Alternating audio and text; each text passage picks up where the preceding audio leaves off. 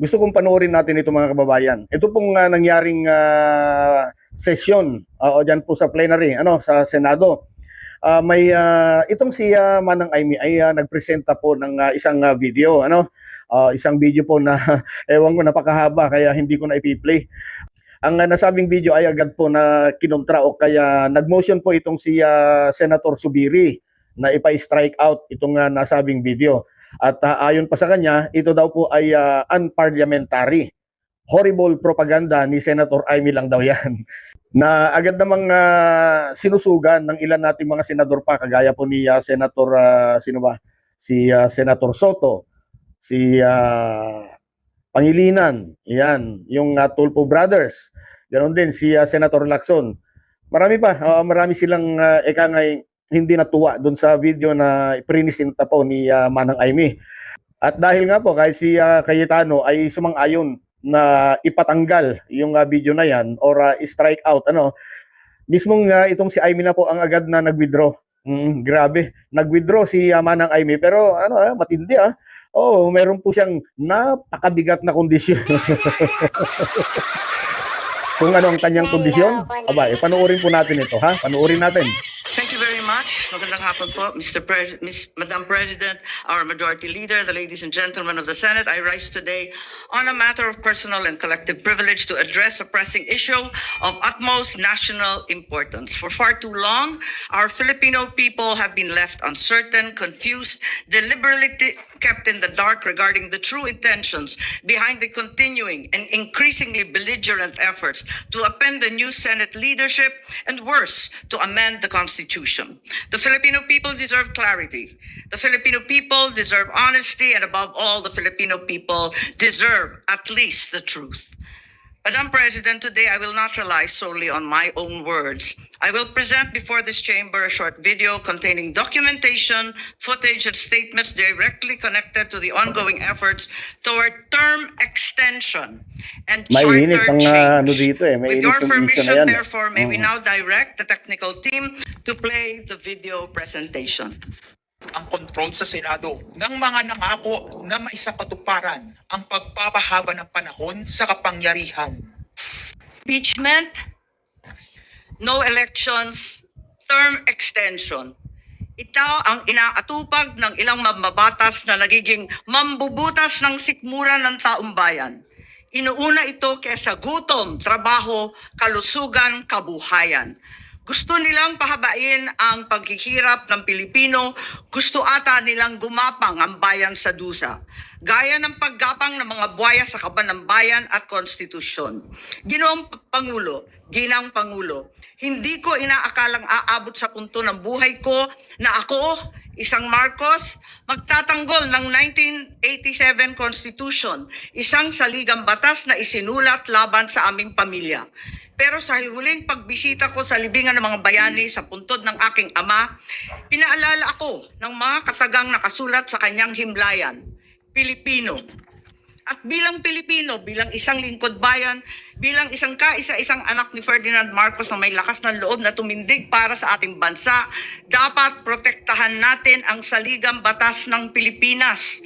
Nitong mga nakaraang linggo, hindi lang ako basta Pilipino, hindi lang ako basta senador. Naging reporter pa at vlogger dahil walang mag-cover sa totoong nangyayari. Pero napakaraming nagko-cover up sa mga korap na politiko. Kung meron nakakaalam sa galit ng bayan pagdating sa pagpapahaba ng poder sa kapangyarihan, nasa unahan na ako ng listahan. Hindi ako makakapayag na walang maisabuhay sa mga aral ng kasaysayan. Noong naharang natin ang PI na yan, People's Initiative, noong Enero 2024, hindi naman sila tumigil. Noong 12 ng Agosto 2025, unang inihayag ni Bongbong Marcos, ng ating Pangulo, na hindi niya tututulan ang isang Constitutional Convention o CONCON upang ayusin umano ang mga butas sa saligang batas, kasunod ng pahiwatig ng Kongreso na sumusuporta nito. Pagsapit ng Nobyembre nung nakaraang taon din. Mainit ang Naghain na dito si eh. Mainit yung Congressman issue na Ronaldo yan eh. Puno at mga miyembro ng NUP, National Unity Party, ng House Bill 5870, naglalayong magpatawag ng Constitutional Convention upang magmungkahi ng mga amyenda sa konstitusyon. Noong ika-30 ng Enero 2026, nagpahayag naman si dating Senate President Soto ng suporta sa pagtalakay ng mga amyenda sa konstitusyon matapos ang desisyon ng Korte Suprema kaugnay ng impeachment laban kay VP Sara Duterte. Agad itong ikinatuwa ng tropang NUP na nagsabing mahalaga ang kooperasyon ng Senado upang maisulong ang mga reforma sa saligang batas. Gayunpaman, noong ika-31 ng Enero 2026, sumagot ang Malacanang, hindi raw prioridad ang charter change o CHA-CHA dahil nakatutok umano ang Pangulo sa mga isyong pang-ekonomiya. Isang pahayag na inilabas matapos magpahayag ng suporta si SP Soto noon sa pag-amyenda ng konstitusyon. Sa gitna ng debateng ito, naghain noong ika-7 ng Pebrero 2026 yung dating ARTA, Rabindranath Kilala, ng isang radikal na panukala, buwagin ang Senado, pati na rin ang Kongreso at lahat ng lokal na sanggunian, paltan ng isang National Legislative Assembly, maari umano makatipid ng hanggang 1 trilyong taon-taon.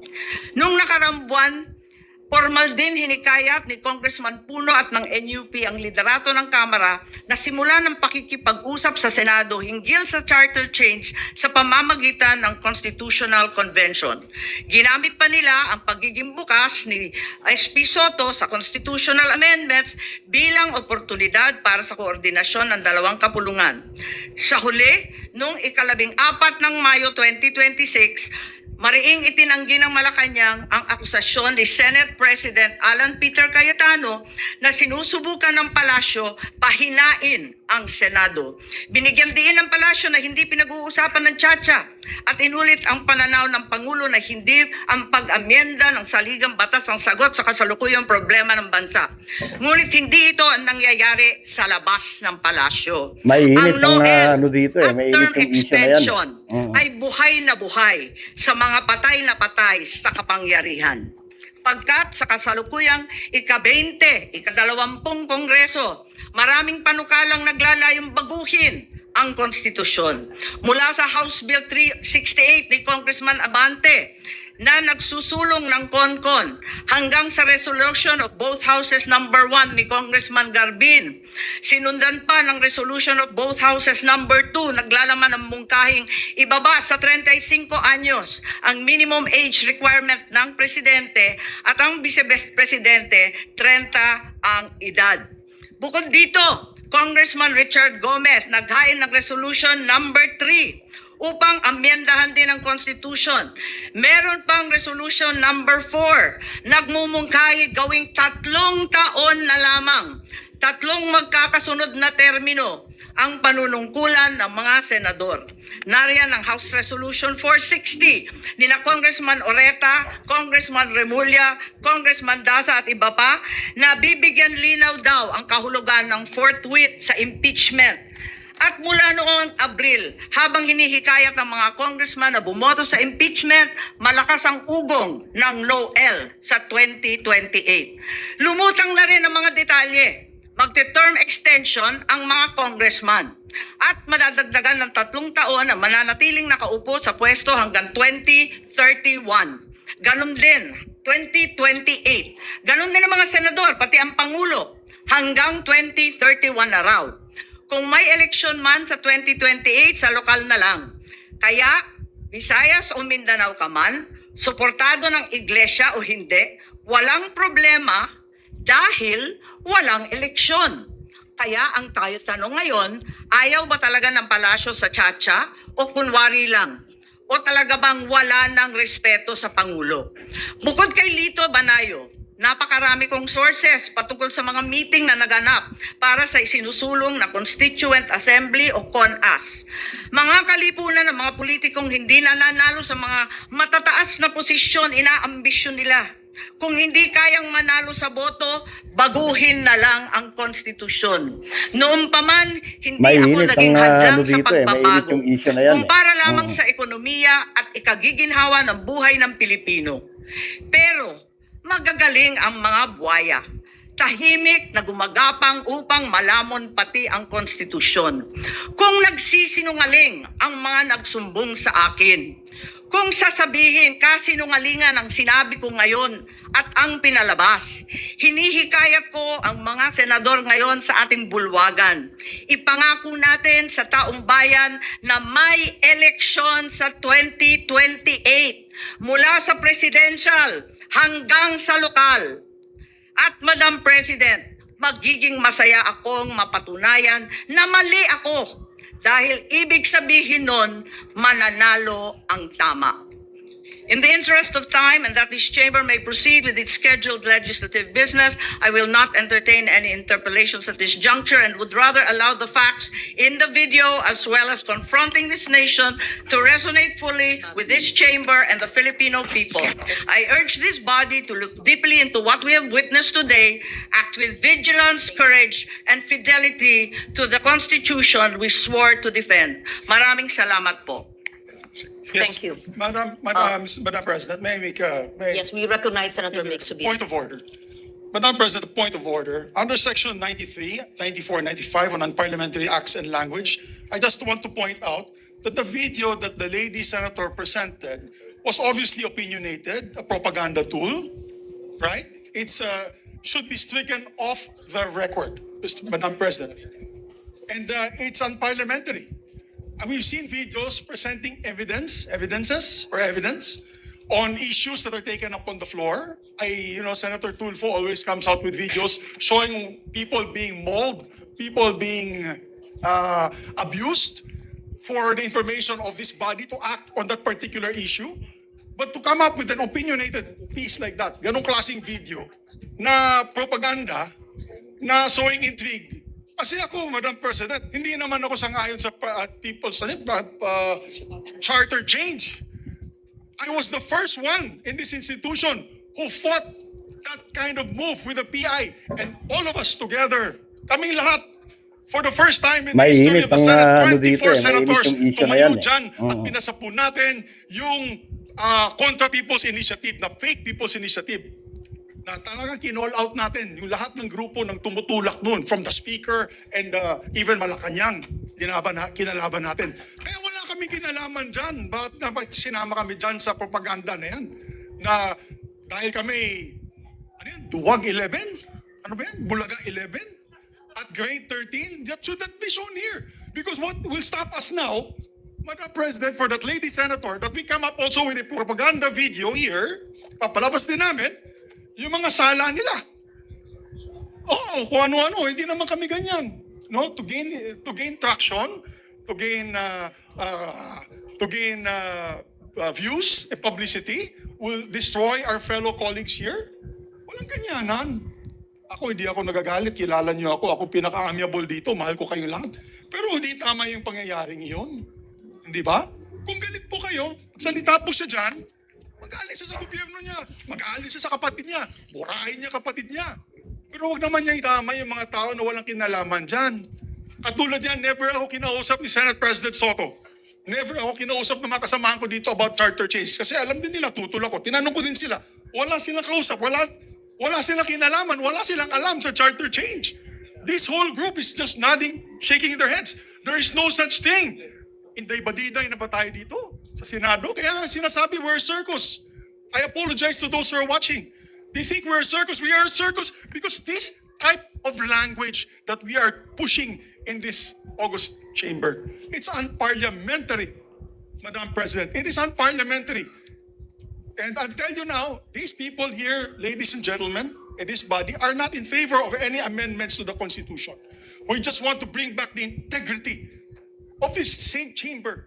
Cannot we discuss that as a group, as a body, that we fight for our integrity, for the good name to be brought back, for people like Jokno, people like Tanyada, people like Aquino, people like Salonga, even Frank Drilon, people like Miriam Defensor Santiago, Joker Arroyo, who stood here for what was the best times of our institution.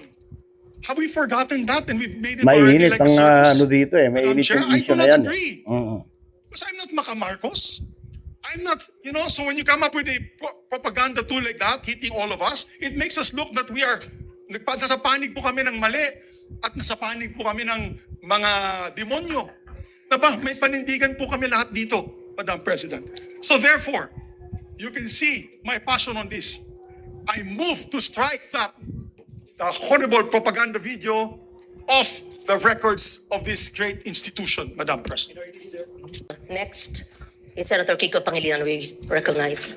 Thank you, Mr. President. I likewise support and second the motion to strike off the record the video, Mr. President. Clearly, this information has no place in this chamber, Mr. President. Sowing of intrigues has no place in this plenary hall, Mr. President. Fake news has no place in this plenary hall, Mr. President. And I say this by presenting the facts, Mr. President. This representation was chairman of the Constitutional Amendments Committee from August 12 until May 11. And the records will speak for itself. Sabi nga nila, we should seek the truth from the facts and not from disinformation video propaganda. What are the facts? From August 12 until May 11, Mr. President, the Committee on Constitutional Amendments never held hearings on constitutional change. That in itself is proof, Mr. President, that this this conspiracy to commit or to amend the Constitution for whatever reason, self-serving, term extension, NOEL, etc. These are lies, Mr. President. At least in this plenary hall and in this chamber, the Senate did not entertain charter change under my watch as chairman of the Committee on Constitutional Amendments. For the record, Mr. President, and I support the striking off the record, that it be stricken off the record, Mr. President. We recognize once again Senator Amy Marcos. Yes, maraming salamat po, Ginang Pangulo. At tunay na nakaka-offend ng mga sentimiento na nagkalat sa SOCMED na siyang nilaman ng videong ipinakita. Subalit nakaka-offend din kasi yung mga sinasabi ng ilang senador tungkol sa akin na sadyang sinungaling, na lahat daw na lumalabas sa bibig ko ay lahat all BS, outright lies, at yung iba pa may pahaging na kinakailangan daw ako ipasok sa mental institution. Pero isang tabi na natin yan. Susumiti ako sa hiling ng ating SP Alan na i-withdraw ang video kung yan ang gusto. Sana kapalit niyan, ipangako natin lahat sa ating taong bayan na walang term extension na mangyayari at na may eleksyon sa 2028. Yun lang po ang aking hinihiling. Okay, so ayan mga kabayan, ano? Grabe. Oo, bakit kaya takot na takot itong si Senator Amy na baka may plano ang administrasyon na walang eleksyon sa 2028, ano? Ano kaya ang kinakatakot niya rito? Pagka walang eleksyon, sigurado yung kanyang ang tawag dito, yung kanyang best friend forever, yung kanyang BFF. Tama ba 'yun? Best friend BFF nga, oo. Yung kanyang BFF hindi po makakatakbo o kaya hindi po matutupad yung kanyang pangarap na maging presidente. Pero kung ako po ang tatanungin, ako po ay 100% na papayag po diyan. Dahil hanggang ngayon mga kababayan, wala pa ako kasi nakikita na maaaring pumalit kay PBBM, yung bang kasing tapat niya, yung kasing husay, yung kasing sipag niya, at isa na rin yung kasing bait niya. Mabait sa mga mababait, pero ayaw niya sa mga magnanakaw. Yun bang totoong tao na ang taong bayan ang uunahin, kagaya po ni PBBM.